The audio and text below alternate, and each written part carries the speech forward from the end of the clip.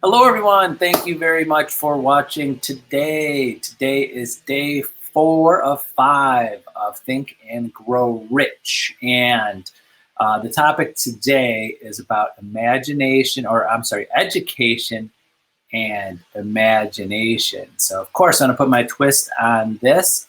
And if you read the book, great, because I'm going to give you some of my thoughts about this. Because when I was rereading this, you kind of this particular part you kind of remember, especially about education and success. You really remember like how long ago this book was written, because there's so many other great tools, technology, connections that we have that Napoleon Hill didn't know about back when he wrote the book. So we'll kind of go into that. So first is education. As realtors, as you're there, as you already know, you can admit this right now, all of your education, even the classes you took to get your license, did not prepare you for real estate.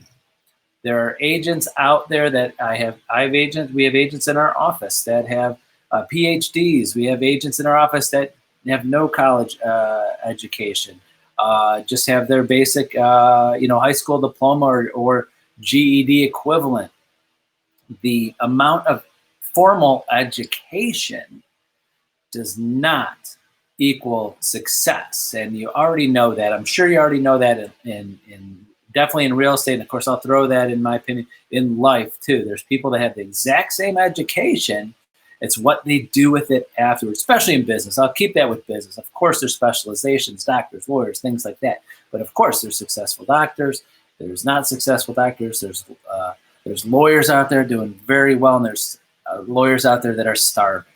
So basically, when you read this part of the book, which is nice, is it explains that knowledge is just information and thoughts and insight on things, but through organization and planning and imagination, you could take that education, that formal education, and really use it to become successful. So your education, and then again, when I was rereading, I did remember, and this is when I thought of that, you have so many abilities to take more education and learn from the best, because in the book, Napoleon Hill recommends, like an example, he talked about Edison. Edison went to school only for 3 months, but obviously he succeeded, and they mentioned in the book he did that through specialization, organization, networking, mentorship, or apprenticeships, and collaborating with the other people like-minded, and he had got knowledge, he got education that was not a normal formal education. And I'll talk more about that, what you could do that with in real estate. But then he put it with his imagination, kind of put it together, and obviously was successful in creating things that that no one else could at the time. So I'm not going to go too far into Edison. This is not a documentary or a biography of Edison, but that's an example he used in the book. So education, you have the ability to, you don't have to go call in a successful agent and be an apprentice like they did years and years and years and years ago. That information, you could do that. You could take classes. There's YouTube. Obviously, when Napoleon Hill wrote this book, he didn't know there was going to be a YouTube someday where all the information of all across the world and history of the modern society is there right on YouTube. Good and bad, because there's a lot of bad information there too. But you can actually learn a lot with formal education or education through classes at your office at Central 21 with Whole Online University, through coaching, mentoring through your company, or hire a coach or mentor. You have so many ability to learn, but I've seen agents in 28 years and seeing hundreds and hundreds and hundreds and hundreds of agents. I've seen agents that have lots of education, taken every class that I told them to take. I've seen them they learned every technology and still not organize it, still not plan, and still not execute it to use all of that knowledge. So it's basically, my opinion, kind of knowledge, it's not never useless. Knowledge is great and education is great, but you have to be able to use it.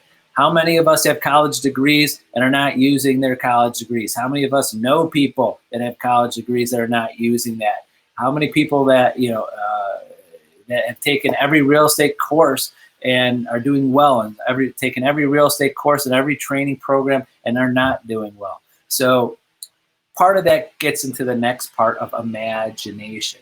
So in my notes here, I wrote down there's two parts of imagination that Napoleon Hill explains. There's synthetic imagination and creative imagination. The good part about this, and I'll explain what both of them are and what's the good part. I always put the bright side of when I was reading this, and the bright side is that you don't have to, in real estate, you don't have to use everything, and I'll explain that right here. Synthetic imagination, Napoleon Hill refers to that as just gathering already made thoughts, information, knowledge, and putting it into and organizing it yourself. So just taking things that are already out there, information, I take that as not having to reinvent the wheel, and putting that into something that's good for you to use it to succeed.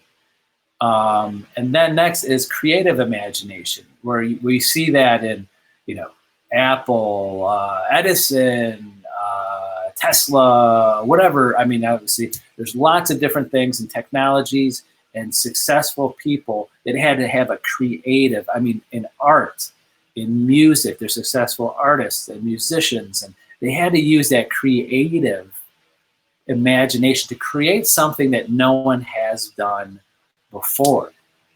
So the point I'm getting to, and why I just mentioned that, I think that the great news for being successful in real estate is you don't have to be as much in the creative zone. You don't have to create something that no one has ever created. You have the tools, you have the systems, you have the what you have to do. You know what you have to do for good customer service. You know what you have to do to help buyers. You know what you have to do sellers. But if you don't, you have references, you have office, you have a broker, you have a manager, you have support staff, you have people behind you that could help you with that if you don't know what to do. So you don't have to learn it all yourself and you're out there alone. So that's the point I'm making, is that you don't have to be in the creative thing. You're like, God, I'm going to have to create, to be successful in real estate sales, I got to figure out something that no one else has figured out and no one has else done before. And I'm going to have this magic pill of how to be successful in real estate. No one's ever done this before. Not going to happen. You don't need that.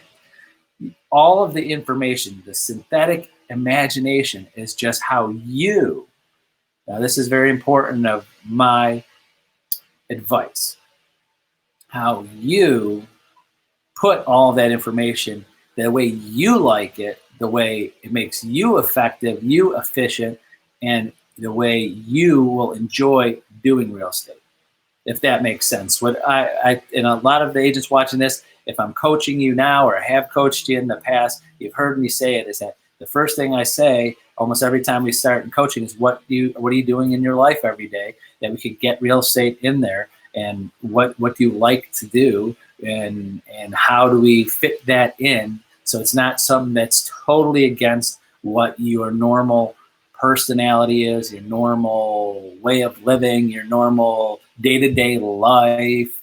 So the great thing about real estate sales is you have all of the imagination.